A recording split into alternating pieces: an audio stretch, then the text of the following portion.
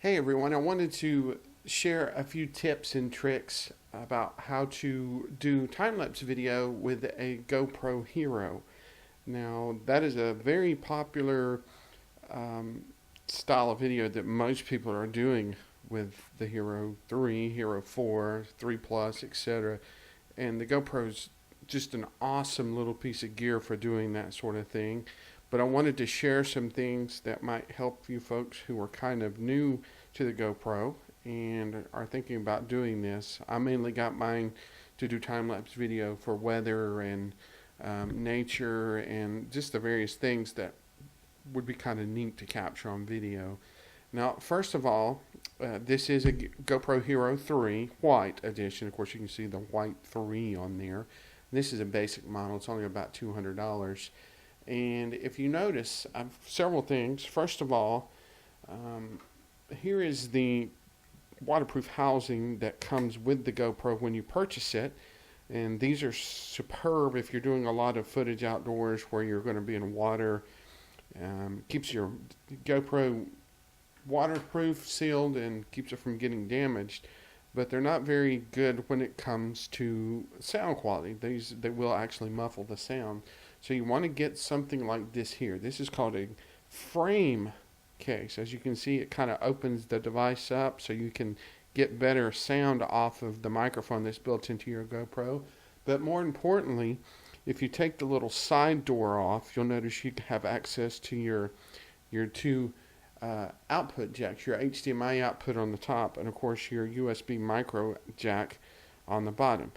This is crucial because this is not only how you can charge your GoPro battery without putting it into an external case, or I should say an external charger actually, but this also will allow you to hook this into something like this right here.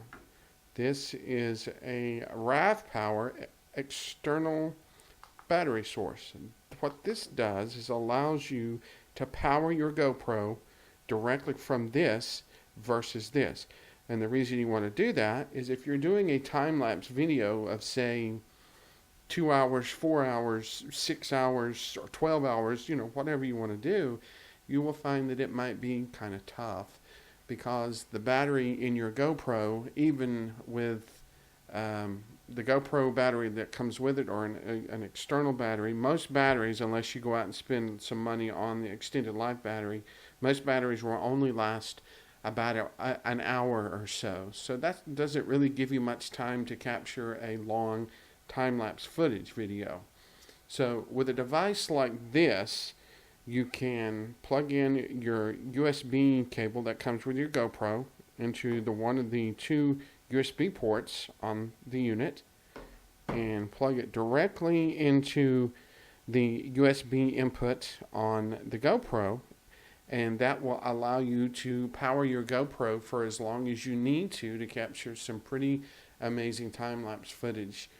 And not only will it give you a lot of time, a lot of hours, it will also charge the battery in the GoPro as well.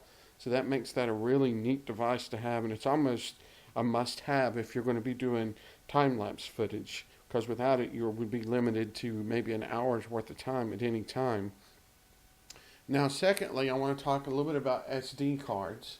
Now, of course, the GoPro uses one of these. This is a standard micro SD card, sorry. And this particular one is a class 4. Don't know if you can see it or not, but there's a little C4 on there.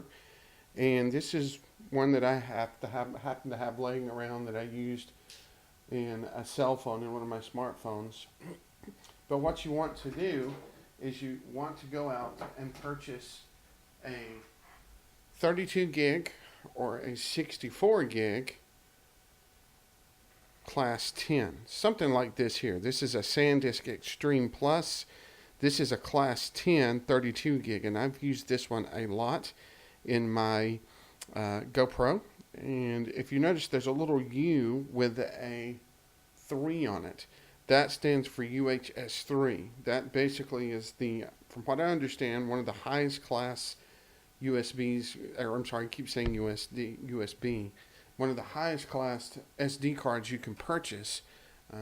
That will basically allow you to capture your footage without any buffering issues or freezing. It'll write to the card without any hiccups or anything major that might cause you to lose some footage. So it's almost that's also almost another essential piece of gear that you want to have for doing your videos. Here's something else to consider. That is a 32 gig that I've used a lot. I recently just purchased this. I haven't even opened the package yet. This is its big brother. This is the 64 gig. Picked this up at Best Buy for about 50 bucks. As you can see, this writes set up to 80 megabytes per second, which means this is almost perfect for anything in the way of a GoPro Hero 3, Hero 3 Plus, the 4 Silver. You don't want to be fooling around anything any less than one of these, simply because you'll probably have some issues. You might get some freeze ups, or you might lose some footage, or just have issues in general with some of the video capturing. So I would encourage you, don't waste your money on anything else but possibly getting one of these, simply because in the long run it'll save you a lot of headaches with your video recording.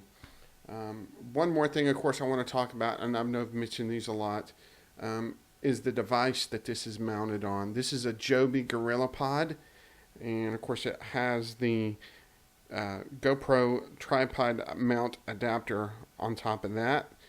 This will basically allow you to put this in a window, around a tree, or on a pole, anywhere you want to be doing some kind of video recording, whether it's time-lapse or just regular video as a whole.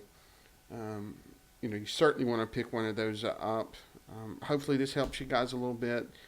I can't say enough good things about my GoPro Hero. I really love this little thing. And even though it's a base model, the 3 white, it does some phenomenal stuff. So I encourage you, if you're thinking about getting one, by all means look into a lot of the different things that are out there.